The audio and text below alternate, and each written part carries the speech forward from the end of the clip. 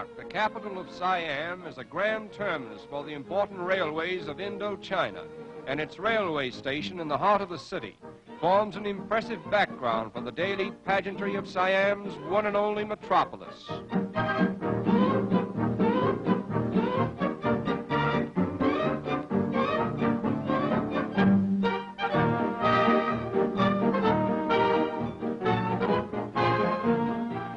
Bangkok is said to cover more land area than any other city in the world except London.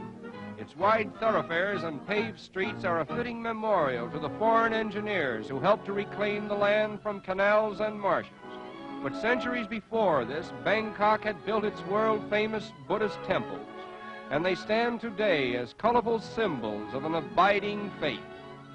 Buddhism, the national religion of Siam, was founded in India about 600 years before Christ by Gautama Buddha, a wealthy prince who relinquished all his earthly possessions in order to teach what he thought was a better way of life for himself and his fellow mortals.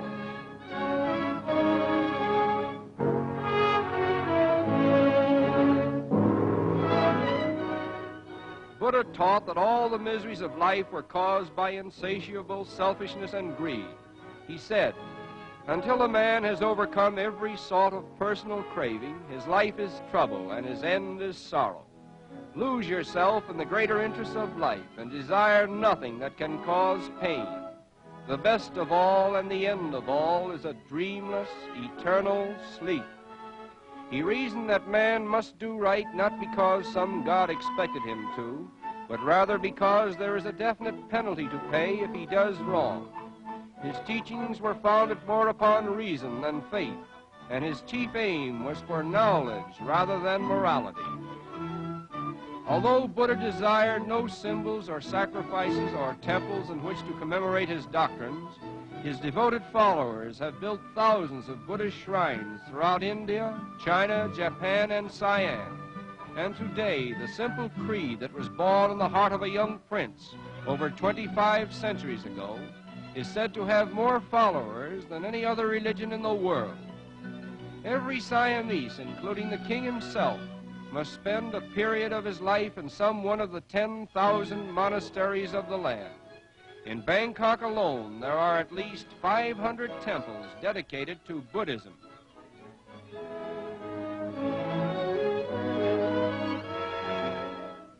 The chief entertainment of the Siamese people is found in national dancing, through which the drama of life is enacted and many a folklore is preserved. In this instance, the demon with the green mask is trying to steal a pearl or a silver ball from the daughter of Neptune, and each movement of her delicate hand symbolizes a thought in the story.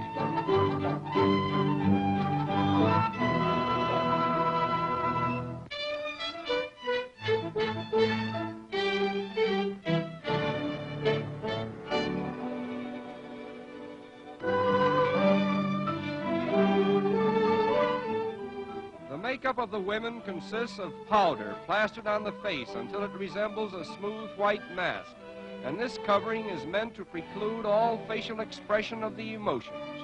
Hence, joy, sorrow, pleasure, anger, and fear are expressed by conventional signs.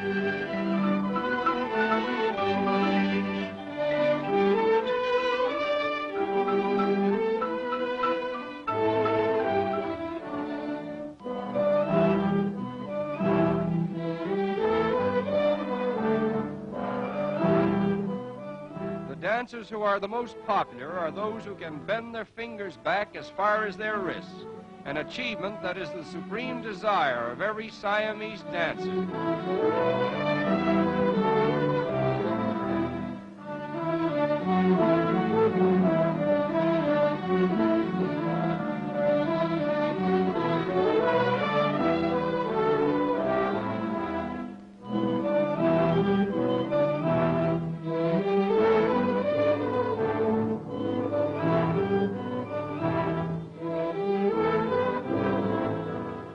In strange contrast to all the other graven images of Bangkok are two rather humorous-looking statues representing an ancient Siamese sculptor's impression of the first Dutchman to set foot on the soil of Siam.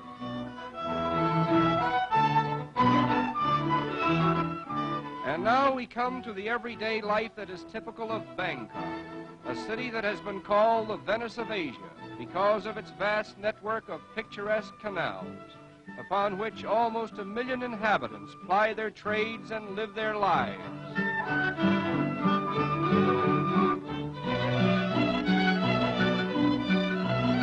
Except for a few railway lines, all travel in Siam is by water. The level of the land being so low and the soil so soft, the construction of roads would not be practical. In fact, for 3 months in the year, much of the land is underwater.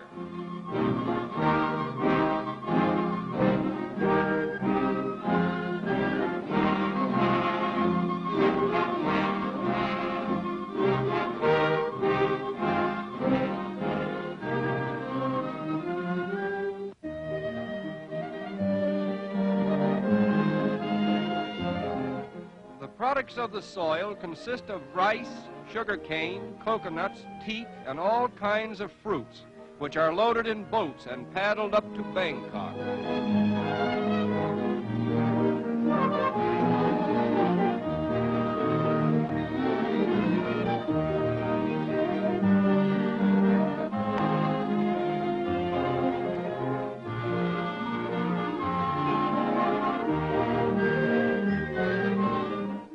The great river system of Siam is formed chiefly by the Manam River, with its numerous canals and tributaries spreading throughout the land and bringing life and sustenance to the people. In fact, this great river, with the plains which it alternately floods and drains, constitutes Siam itself, for the prosperity of the country depends largely upon its whims. The larger temples of Siam are called Wats, and perhaps the most famous of these is Wat Arun on the banks of the Manam River, one of the many picturesque sights that help to make a boat trip on the river an unforgettable experience. For here may be seen a panorama of life that is typical of serene Siam.